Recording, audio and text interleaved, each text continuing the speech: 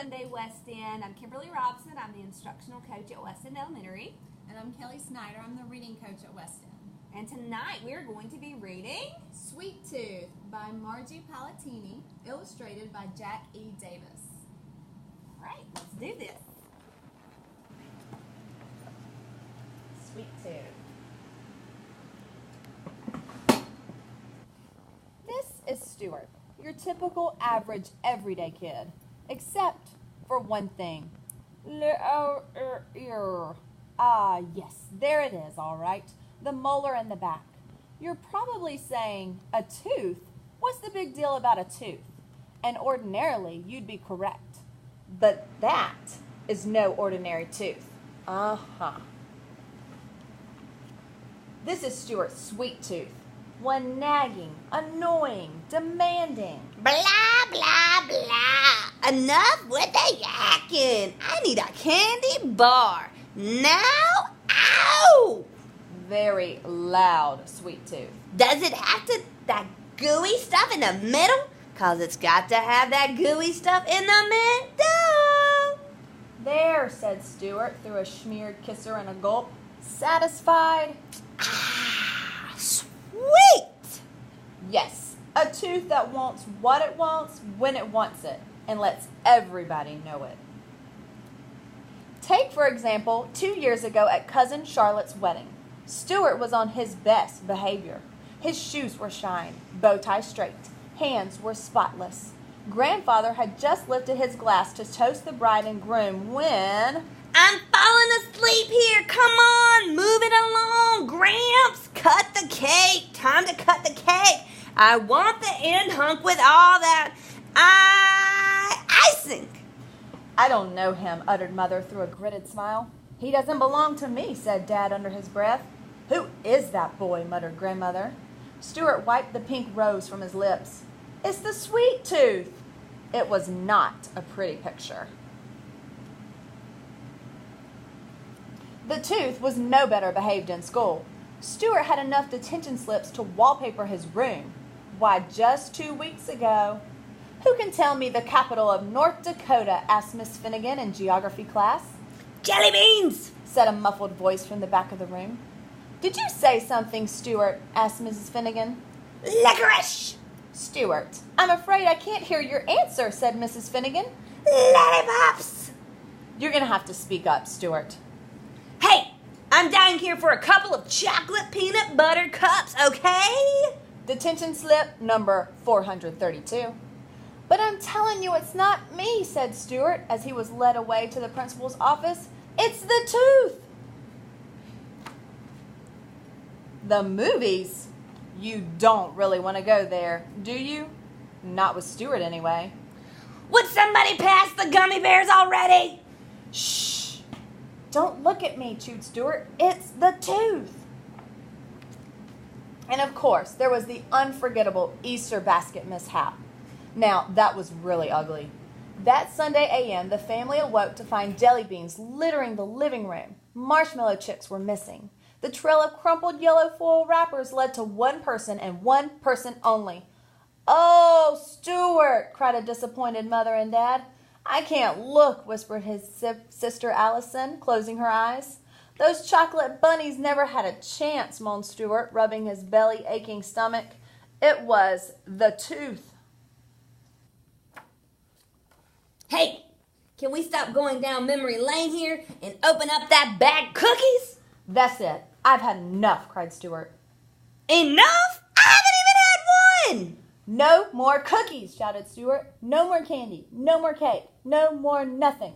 That's no more anything, said the tooth. And who do you think you're kidding, kid?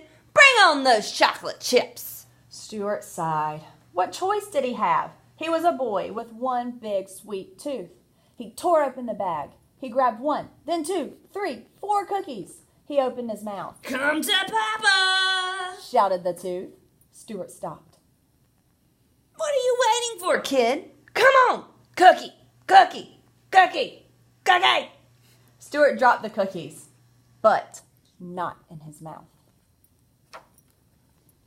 It's over, Tooth, said a suddenly determined Stuart. I'm cutting you off, starting right now. It's cold turkey. Cold turkey? I hate cold turkey. Unless you add a little cranberry sauce. Didn't you hear me, Tooth? Cried Stuart. I said it's over. From now on, there's nothing for you but, Stuart gulped. Healthy diet. Healthy? Kid, say you don't mean it. Wailed the Tooth. But Stuart meant it all right. He meant every word. Yes, it was trying. Yes, it was difficult. Okay, it was darn near impossible. But Stuart stayed strong. For the Tooth, it was a different story. Peas? You're giving me peas? Little dry green veggie marbles? Broccoli? You're feeding me a shrub? That's not going to do it. Dessert? Where's the dessert? I'm begging you. When do we get to the good stuff? I can't hear you, said Stuart, putting down his fork and placing his hands over his ears. Strong. He stayed strong.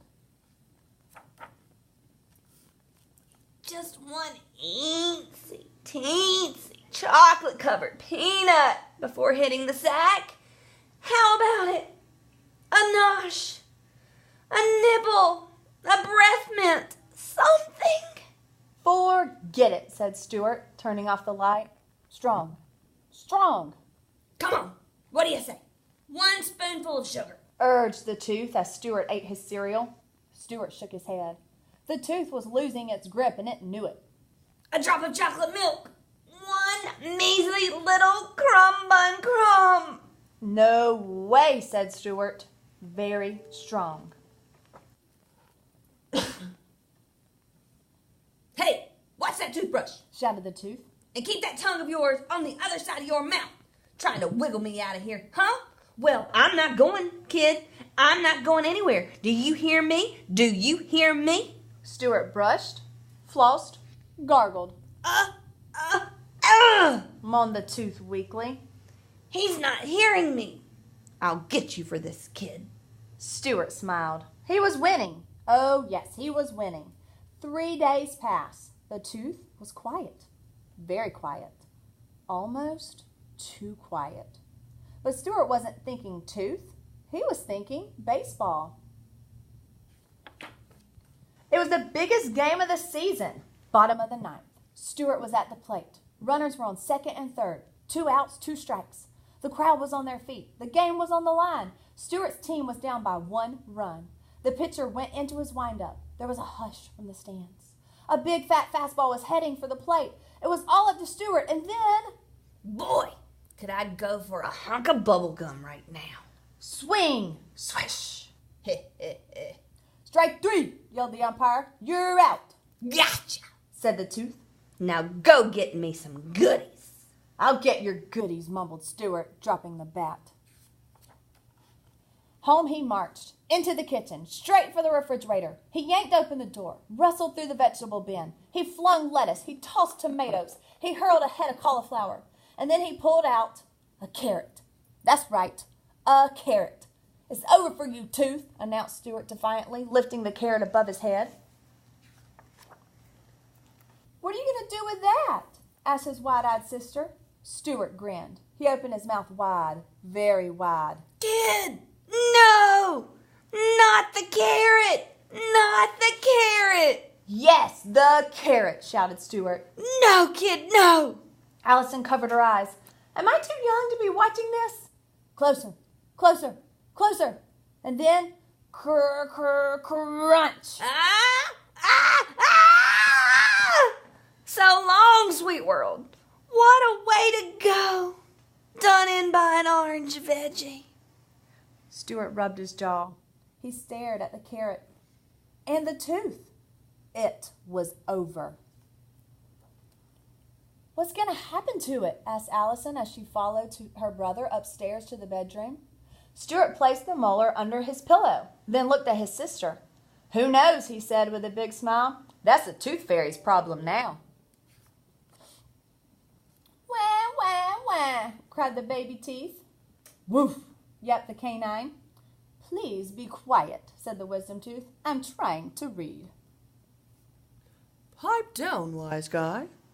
What does a sweet tooth have to do to get an ice cream sundae around here with hot fudge and throw some sprinkles on it while you're at it? The Tooth Fairy sighed. Rotten teeth.